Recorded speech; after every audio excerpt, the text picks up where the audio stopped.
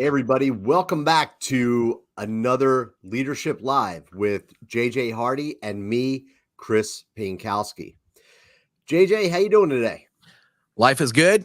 I can't complain, man. I don't have class tonight, like I told you earlier. And so I know that I have, after work is done today, nothing but relaxation time. Awesome. Happy Friday. Happy Friday. Yes, sir. Yes. How are you?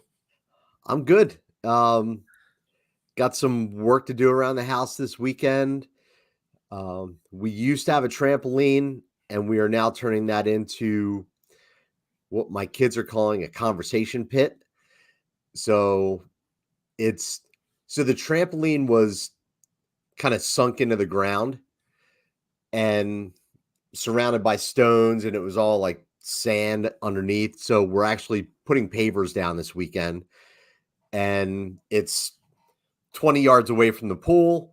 So that's where we're going to put the fire pit and chairs, and it's a place for them to hang out with their buddies and, do what they do as teenage boys. Enough said. Yeah. So, man, I'm excited about today's chat. What are we talking about today? Me too. So today we are talking about performance reviews. Performance reviews is something that is critical. It's something that a lot of people get wrong, to be honest. There are a lot of misconceptions around performance reviews. So, what are your thoughts, man? Let's jump right into this, because I think this is a topic that a lot of people can get some really good learning lessons from. Yeah. So this is like the systematic part to communicating consistently and often. And, this is where a lot of leaders fail, where they might talk to their people quite often, but people are out working, not really understanding where they stand. Yes. So this is where you schedule intentional time, whether it's monthly, quarterly, every 6 months, whatever the case may be, to make sure that you are sitting your subordinates down. And, that we can talk about the opposite end when it comes to performance reviews as well. But this is from the top down, from you to your employees. This is where you sit them down and say, this is what's going right with what you're doing. This is what's going wrong, in my opinion. This is where I feel like as a group, the direction we're going. And, also asking that crucial question, what can I do better? And by the way, let's talk about everything that I just got done saying. Yep. And that is a very typical structure. There's one thing that I know you're going to mention, though, that I didn't mention. Let's see if we're on the same wavelength here. So the one thing that I think a lot of companies get wrong is the fact that they save performance reviews to do annually. And they absolutely need to be done at least on a quarterly basis. And one of the things that I always like to incorporate in my performance reviews is planning for the next quarter. So it's, we're going to review everything that's happened over these past 90 days. And now, what are our goals going forward? I also like to say that if you're in communication with your subordinate leaders throughout the quarter, then number one, none of their performance should be a surprise when they walk into that room. And you should be addressing things like, if things aren't going well throughout the quarter, you don't just keep a notepad of all the things that Joe Snuffy did over the past 90 days. Now I'm going to drop this bomb on him during the performance review. You address it as it happens. And then the performance review becomes more of a performance planning session. We're not harping on these things that we've already talked about. We've already corrected them. We're looking forward and we're saying, okay, for the next quarter, these are your goals. And this is how they roll up to the strategic goals of the organization. So you've got to tie them together. And it has to be at least every 90 days as far as I'm concerned. And yes, I think too, there's a psychological aspect of talking about performance planning versus performance review. When people hear review, they're like, oh man, we're going to review all the shit that I didn't do well. Now, let's take a positive spin. We're looking in the future. Let's focus on planning for our performance, because if you're doing it right, you've already addressed it. You've already done the review part. Yeah. Did So I hit what you thought I was going to hit? more or less, the one thing that I think you missed though, because I was going to say that it should be a planning session to move forward with certain actionable things that that person can do to improve. Yep. And the one thing that I think you missed though, because you did say that, is that this is a coaching session in my opinion. Yes. So this is the opportunity to really help somebody in their development, because you don't just go in there with cookie cutter making plans for them. You discuss, this is what our mission is for the next quarter. And, I think we should talk about what your personal goals are going to be to move forward with that. And so that's the one component that wasn't mentioned that I was hoping would be, but you did say it, but you didn't say it. No, you're absolutely right. And I don't know why I blanked on that, because that is like, when you're taking that time every quarter, whether it's 30 minutes or 45 minutes, and you're planning for the future, it should include, you shouldn't gloss over what happened in the previous quarter. That should be incorporated into the next quarter's development plan. Absolutely. Yep. So yes, it is a coaching session, as well as a planning session. Yes. I also like to ask for feedback from people, like, hey, how am I doing as your leader? What resources can I be giving you? How can I be showing up in a more effective way to empower you to be the best that you can be? That's So important. that's also, it's got to be a two-way street.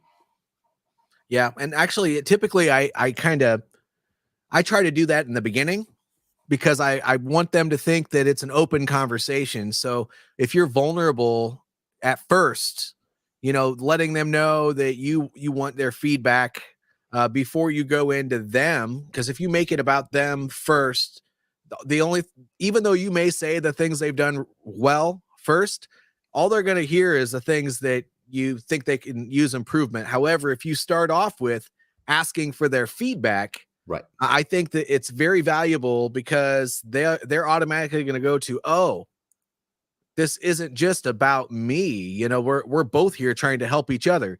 That's So right. that's important. Now, aside from those individual sessions, I agree with you. Monthly or quarterly, for those reviews, in the military, we called them counseling. It was a quarter counseling session. And then you have your annual evaluation report. I think it's an extremely good model to do it that way, because you have data and you have what actionable steps that these people held themselves accountable for during each evaluation period that they did and didn't do. And, that way, when there's time for an evaluation, they basically set themselves up, whether it was good, bad, right, or wrong. And I hate to say it that way, but sometimes people aren't always an extremely high achiever. And when you do it that way, it's actual data based off of the goals that they set for themselves that you're using as a catalyst to generate that evaluation report at the year's end. Agreed. And one of the reasons that I like it to be done on a quarterly basis is because, as an organization, you should be setting quarterly goals Yep. that all roll up to the annual goal. So you're keeping your people in lockstep with what's going on with the company. So if you're monitoring progress, right? If you're measuring and managing along the way, then you know whether you're on track or off track of hitting those quarterly goals.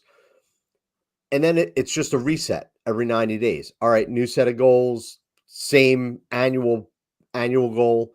But that's why I really advocate for that quarterly cadence because it just ties in with the rest of the planning around the organization when it's being done right. You're right. It does. And let me specify. So I think that depending on how high performing your frontline employees are, some people might need a monthly engagement or a biweekly engagement to get themselves where they need to be, to the point where you can go kind of farther and farther and farther apart. Everyone is at a different place in their development. Yes. Some people need to have their hand held, which is okay. We need everybody in the workplace. We can't just have the high performers.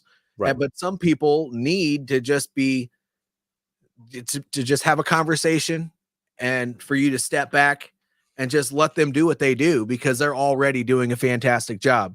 Don't forget about them.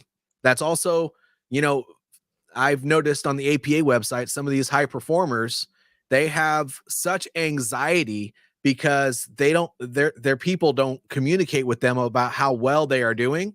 Yeah. So it tends to result in, fear of failure and all of those other things, because at the end of the day, if you're high performing, then that means that you're holding other people probably to a standard, and you're holding yourself to a standard.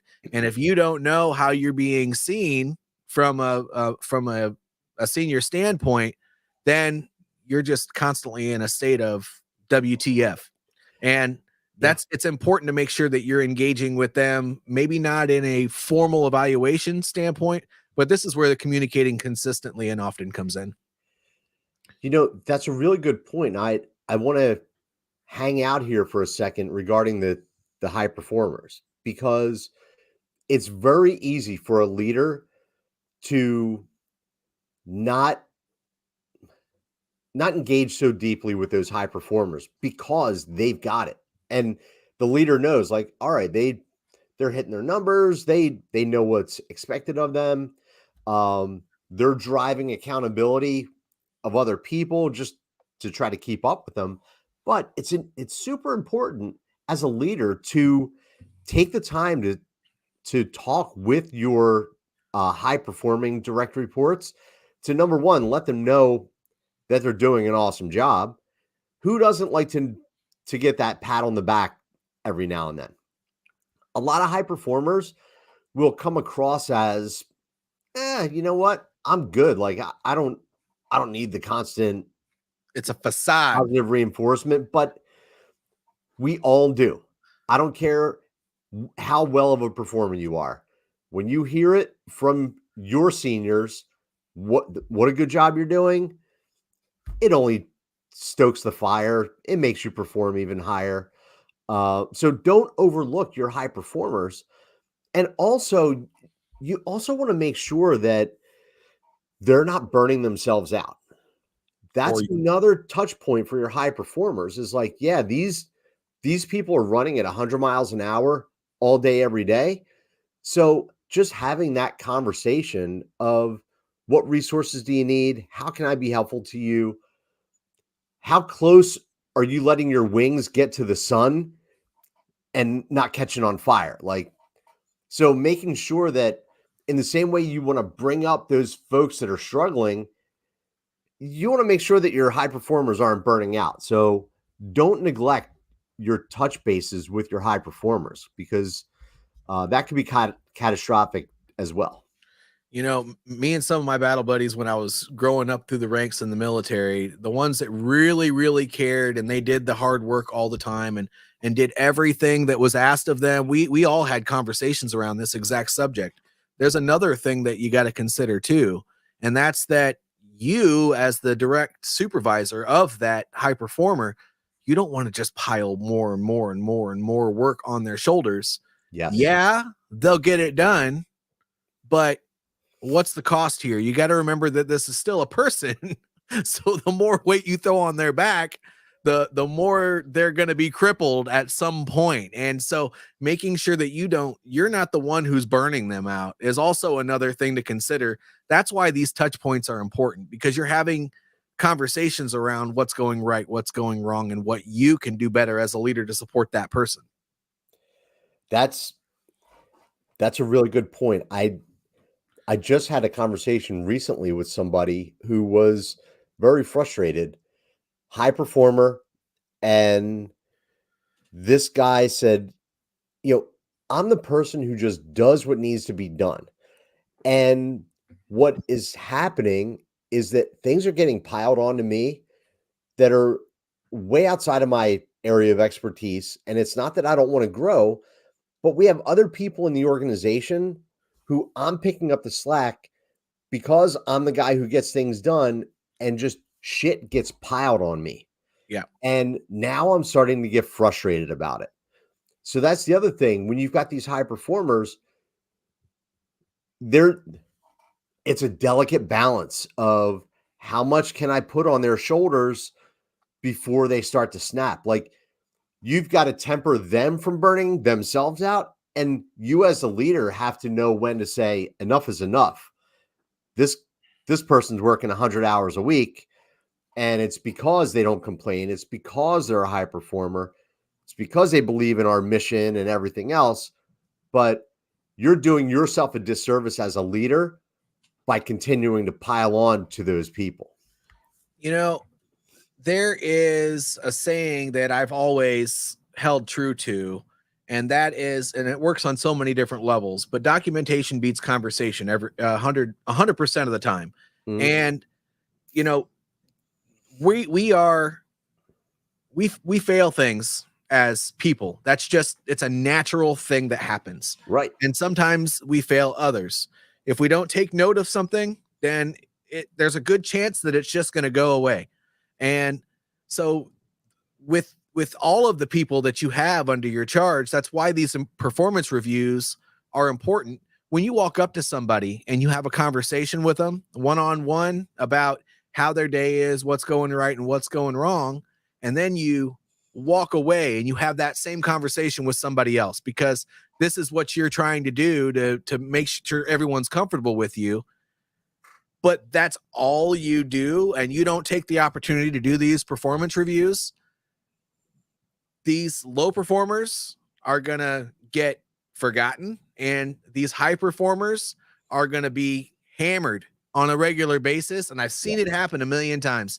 Now, these performance reviews, if you have these quarterly or monthly or every 6-month conversations with somebody, and you have that documentation to look at, and they come back to you and say, I'm struggling, I don't know what's happening right now, but that last quarter they said that there's a lot of work being piled on me, and they opened up to you, or maybe they didn't, and you notice their performance is dropping a little bit. Now, this is a trigger. So it'll trigger memories of these conversations that you're having with this person in passing that you, by the way, probably did forget to a certain level. And it holds you accountable because you have black and white showing that their performance is dropping, even though that is not typical for that person. Yeah. And so it also, documentation is important. You don't just do it as a formality. You do it to hold yourself accountable for your people. See, and that's another thing that I think a lot of people get wrong is they think that documentation is number one, like a CYA type of thing. Yep. And they see documenting things as part of the sequence of a negative effect. Like, all right, I've got to document this because if I've got to go to HR, I need a paper trail. And that valid. Is true. It's valid. Yeah. But that's not the only reason why you do it. Right.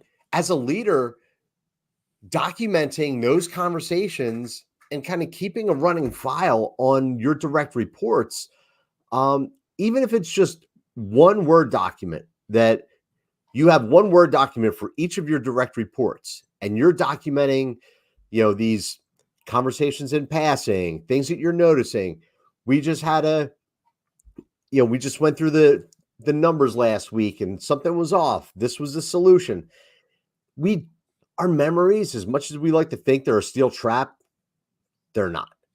No. From a leadership standpoint, that becomes a tool that you can use to reference and look back on and say, man, Joe Snuffy's just been like dragging ass. Let me go. Oh, okay. Now I see what's going on with Joe, and I need to Mhm. go address that. Yeah. Yeah.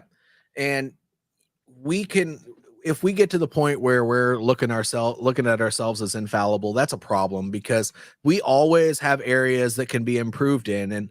And let's just be honest. I've seen so many organizations that I've been a part of start to drop because they don't pay attention. Hmm. And it's there's fault there, but there's not fault there. Sometimes things just start moving a lot faster, and if when you notice that's happening, you got to take a step back and have conversations with your team, or maybe bring in somebody outside of your team and say, I have no idea what's going on here. We are fallible. Yeah. And that's just part of the process. And if you start getting so arrogant and cocky, and you let that damn ego that we keep on talking about beat you in the ass, then pardon my language, I'm sorry. But when you let that ego take over, well, now that's when the really, really bad mistake starts happening. And if you work in a warehouse or in an area with a lot of moving parts, people can get hurt. Hmm. Projects can start to fail, and things really start to just, I don't know, they start to get worse over time. And you got to be really, really careful with that. So true. And one of the things that I will often remind leaders of is you're keeping an eye on your financial resources. You're keeping an eye on your physical resources, your building, your property, whatever. There's a reason that it's called human resources. It is probably your most valuable resource are your people, because without them, you're not getting that work done. But that often does go, it becomes the like the redheaded stepchild. It does. And people get focused on the numbers and the rent for our new building or whatever. The human resources are so important. You can't take your eye off of them. And we're not talking about the human resources section. We're talking about the people doing the doggone work. Right. The actual humans. Actual humans. A Yeah. business is nothing more than a group of people coming together to do a job. And I keep on mentioning that, but people still miss it. Yeah. Now, that's where it's important, not just for evaluations and performance reviews, but that's where it's important to create this culture of servant leadership. This culture where everybody is there to help everybody else out. You don't hear words like, um, that's not my job, or I'm Yeah. not going to do that because I'm too busy, or whatever the case may be. I mean, people should always be there to serve. And when that happens, you create a collaborative work environment. And the reason it's a culture, because people don't think twice when it comes time to help somebody. They just do it. Yes. And in order to do that, as the leader, whether you're the CEO or you're the down trace manager, it doesn't matter. You can set a culture on your team. You can set a culture on your teams, or you can set a culture in a whole business. And it doesn't matter what level you are, you have that level of influence. So don't think for a second that your outside people are going to affect the way that your team feels when they're at work, if you're not making this an intentional process. Right. Yeah, I totally agree. Um, so JJ, real quick, we've got like 6 minutes left for today. Yep. But what are the things that people absolutely should be having in their performance reviews, or if you're going to call it a performance planning session, it's six in one, half dozen in the other. But what are the absolute musts that people often overlook, but they really shouldn't be, in your opinion? Yeah. So should have, what is going right with the section and with that employee, what is going wrong in the section and with that employee.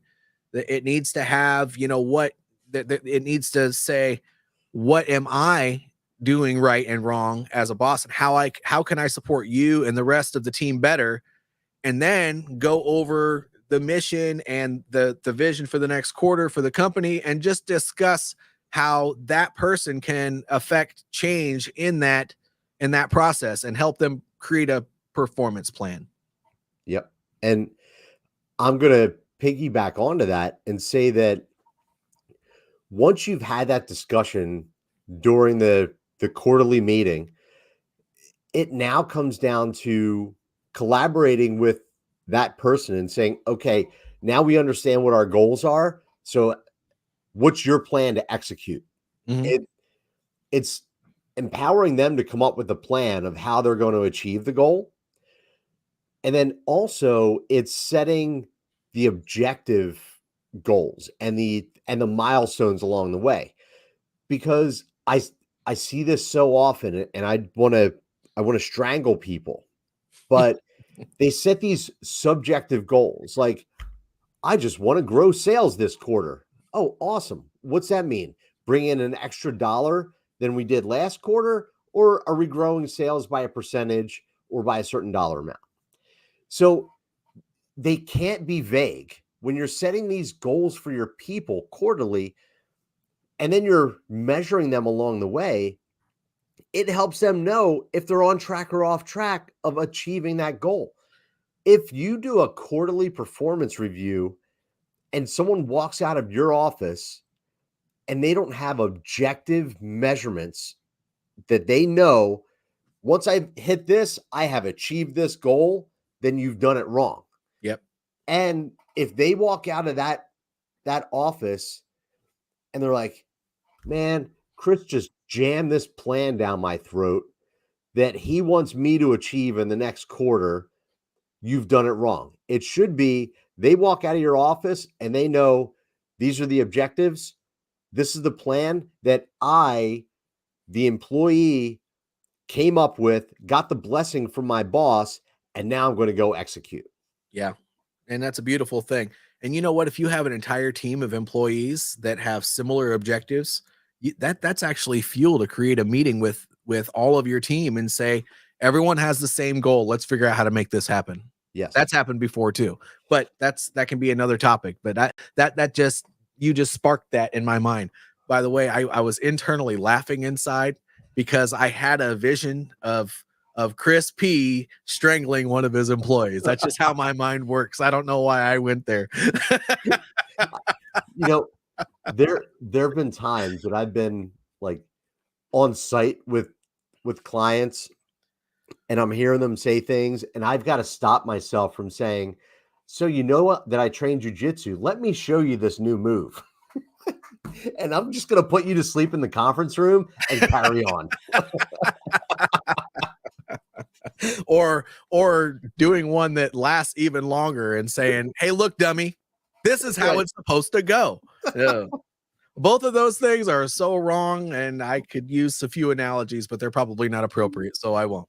But yeah, man, so this was a great talk. I think that, the idea of a performance review, especially for smaller and medium-sized companies, it's lost. They're just lost in the work. Yeah. But I think if this is one thing that they adopt, communication and everything will improve as a result. And there might not be an immediate change in the way the operations improve, but over time there will be trust and everything else that improves as a result of this and the regular communication that we regularly talk about. But over time, everything will get better. If you take regular steps to improve things and then tell people where they stand, things will get better. That's the key. Consistency is the key. And I would encourage, if you're a small company, you should absolutely be doing this. You and I sit down and do quarterly planning with each other. We do. Right? So if you're a business of one, you're a solopreneur, find someone else that's in a similar position and have that meeting with them.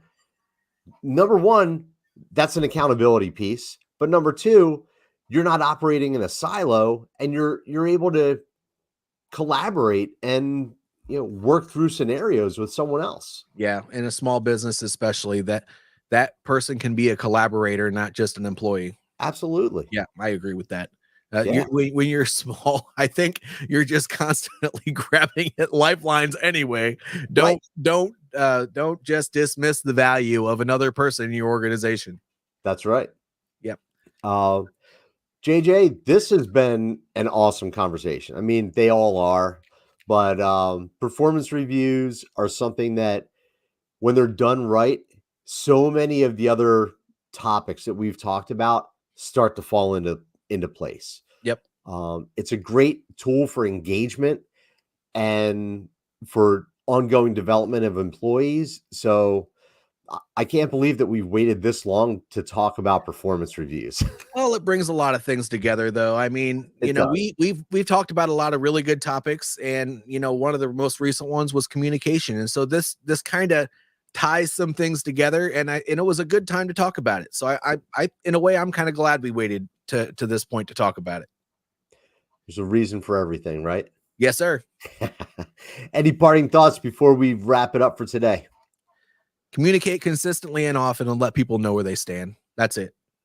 Yep. And I will just reiterate that your performance reviews or performance planning sessions should not be a surprise to anyone in the room. Nope. Address issues as they come up. Don't just keep a running list and then drop a bomb on somebody. No, yeah, That is going to be detrimental. Yeah, that person's gonna quit. they are. Because you know the old saying, people don't quit jobs, they quit bosses. They quit. Yeah, they quit their managers for sure. That's right. Yep.